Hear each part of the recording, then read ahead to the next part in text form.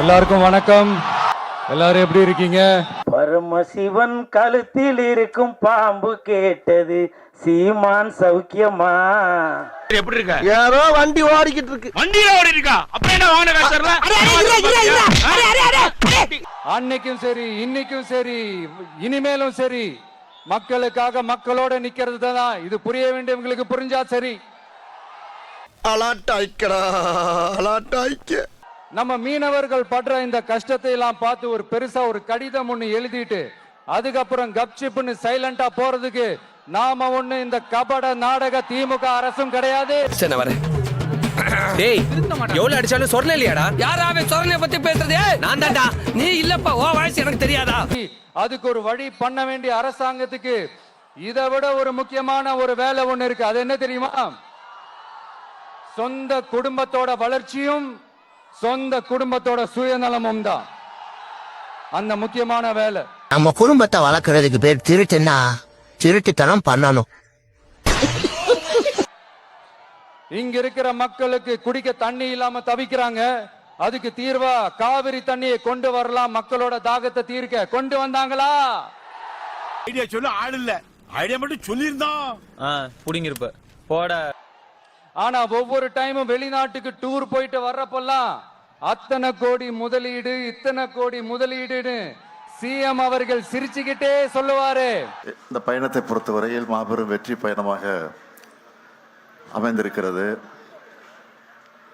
மொத்தம் 15,516 கோடி ரூபாய் மதிப்பிலான முதலீடுகள். சிஎம் சார், மனசை தொட்டு சொல்லுங்க, வெளிநாட்டு முதலீடா இல்ல வெளிநாட்டுல முதலீடா? சார், இப்போ வெளிநாடு முதலீடா வெளிநாட்டில் முதலீடா அப்படின்னு சொல்லி கேள்வி எழுப்பியிருக்காங்க. அதெல்லாம் சும்மா கண்டகிலாம் சொல்லு, நீ தான் தைரியமான ஆளத்தை சொல்லு. ஆரோக்கியமா கேள்வி கேளுங்க, நான் ரெஃபரேட்டா. இன்பநிதிக்கு ஆய்க்குள் ஒரு குரூப் நீங்களும் ஒருத்தரா? ஒட்டுமொத்த தமிழ்நாட்டுக்கும் முதலீடா இல்ல உங்க குடும்பத்தோட முதலீடு வெளிநாட்டுக்கு போகுதா?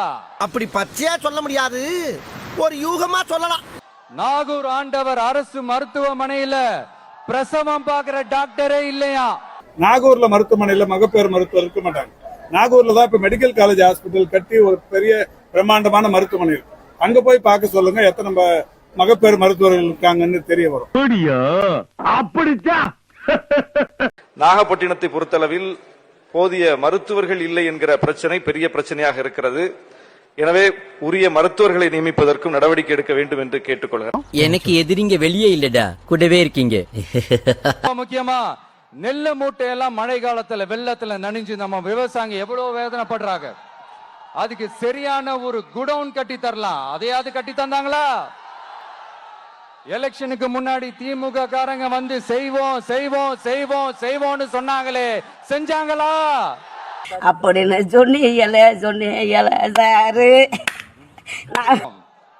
அது என்னப்பா சனிக்கிழமை சனிக்கிழமை சனிக்கிழமை லீவு நாட்கள்ல ஓய்வு நாட்கள்ல வரணும்ன்றதா அந்த எண்ணமே.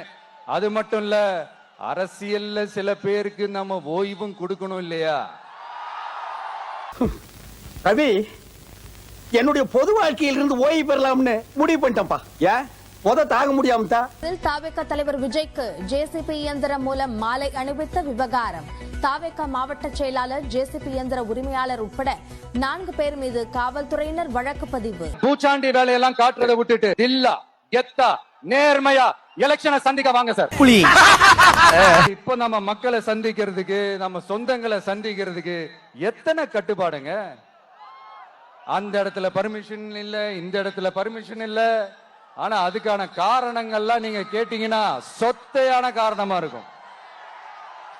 அங்க பேசக்கூடாது, இங்க பேசக்கூடாது, 5 நிமிஷம் தான் பேசணும், 10 நிமிஷம் தான் பேசணும். நான் உங்ககிட்ட விளையாட்டா பேசுறேன், புராணிக்கு நம்பிட்டீங்க. நான் பேசுறதே 3 நிமிஷம் தான். அதுலயும் அது பேசக்கூடாது, இதை பேசக்கூடாதுன்னு சொன்னா அப்புறம் தான் எதை தான் பேசுறது? ஏப்பா, பேசிட்டு இருக்கும்போது இடையில ஐயாவா வாடா வாடான்னு எதுவும் சொன்னியா? ஃப்ளோல ஏதாவது வந்திருக்கும். ஓட கெட்ட வார்த்தை கூட வரும் சில நேரம். அரியலூர்ல போனப்போ நான் கரெக்டா அந்த ஊருக்கு போறதுக்கு முன்னாடி அந்த ஏரியாலேயே அந்த பவர் கட்டு. அப்புறம் நான் திருச்சிக்கு போய் நான் பேச ஆரம்பிச்சதுக்கு அப்புறம் அந்த ஸ்பீக்கருக்கு போற அந்த வயரு கட்டு. ஏண்டா டேய் எனக்குன்னே வருவீங்களாடா? ஏன்ட்ட சரசம் பண்றக்கே வாட்டாப்பே உங்களை பெற்றுறாங்களா? இல்ல நான் தெரியாம தான் கேக்குறேன் சிஎம் சார். ஃபார் எக்ஸாம்பிள் இப்ப ஒரு RSS தலைவர் இங்க வராருன்னு வச்சுக்கோங்க, இல்ல நம்ம பிரதமர் மோடிஜி அவர்களோ இல்ல உள்துறை அமைச்சரோ இங்க வராருன்னு வச்சுக்கோங்க, இந்த மாதிரி கண்டிஷன்ஸ் எல்லாம் போடுவீங்க? வாயெல்லாம் சுத்தமா தாண்டா இருக்கு. ஒரு பேச்சு சொன்னா என்ன அங்க வர சொல்றது? பதறி போயிட்டுல. இந்த மாதிரி பவர் கட் பண்ணுவீங்க, இந்த மாதிரி வயர் கட் பண்ணுவீங்க. கொஞ்சம் கட் பண்ணி தான் பாருங்களேன். முடியாதுல. அங்கெல்லாம் இடிச்சா செத்து போகும்னா அங்கெல்லாம் இடிச்சா செத்துருவேன். எங்க மேல எல்லாம் போனா ஒண்ணும் பண்ண மாட்டேங்கிற தைரியமா? இதாவது பரவாயில்லைங்க. இதை தாண்டி ஒரு ரூல் ஒண்ணு போட்டாங்க. பஸ்ஸுக்குள்ளேயே இருக்கணுமா, பஸ்ஸை விட்டு வெளியில வரக்கூடாதான், கையை இவ்வளவுதான் தூக்கணுமா, இப்படியே வரணுமா. இப்ப பாருங்க நீங்க ஏண்டா என்னடா இப்படி போறாமே? பணிவுனே ஓவர் ஆட்றானே. மக்களை பார்த்து சிரிக்காத, மக்களை பார்த்து கையசைக்காத, இப்படி எல்லாம். ஐயோ நானும் என்னவோ ஏதோ நினைச்சேங்க. செம்ம காமெடியா இருக்குங்க. நீ ரொம்ப ஓவரா போயிட்டு இருக்க, ரொம்ப ஓவரா போயிட்டு இருக்க. என் பொறுமைக்கு ஒரு அளவு இருக்கு. உன்னை எல்லாம் இறக்கப்பட்டு விட்டுக்கிட்டு இருக்கா. என்ன நினைச்சுக்கிட்டு இதை என்னத்தோட வீட்டு பக்கம் கந்தராயிரம் பண்ணிக்காம. நேரடியாவே கேக்குறேன் சிஎம் சார், மிரட்டி பாக்குறீங்களா? அதுக்கு இந்த விஜய் ஆள் இல்ல சார். ஏன் இப்படி முறுக்கிட்டு நிக்கிற குமாரு? உனக்கு என்ன வேணும்? எனக்கு ஒண்ணு வேணாங்க, எனக்கு நிம்மதியா கொடுங்க போதும். கொள்கைய சும்மா பேருக்கு மட்டும் வச்சுக்கிட்டு குடும்பத்தை வச்சு கொள்ளையடிக்கிற உங்களுக்கே இவ்வளவு இருந்தா, சொந்தமா உழைச்சி சம்பாதிச்ச எனக்கு எவ்வளவு இருக்கும்? என்ன பார்த்தா அவ்வளவு கேவலமான ஆளு தெரியுதா? இல்லைங்க சார், உங்களை பார்த்தா கேவலமான ஆள் மாதிரி தெரியலங்க சார். பெரிய பிச்சைக்கார மாதிரி தெரியுங்க சார். இந்த பூச்சாண்டி வேலையெல்லாம் காட்டுறதை விட்டுட்டு தில்லா கெத்தா நேர்மையா எலெக்ஷனை சந்திக்க வாங்க சார். என்ன எரும மாடு சொல்றா, என்னென்னமா பேசுறா? ஏதாச்சும் பண்ணுங்க. அங்க என்னடா பேச்சு?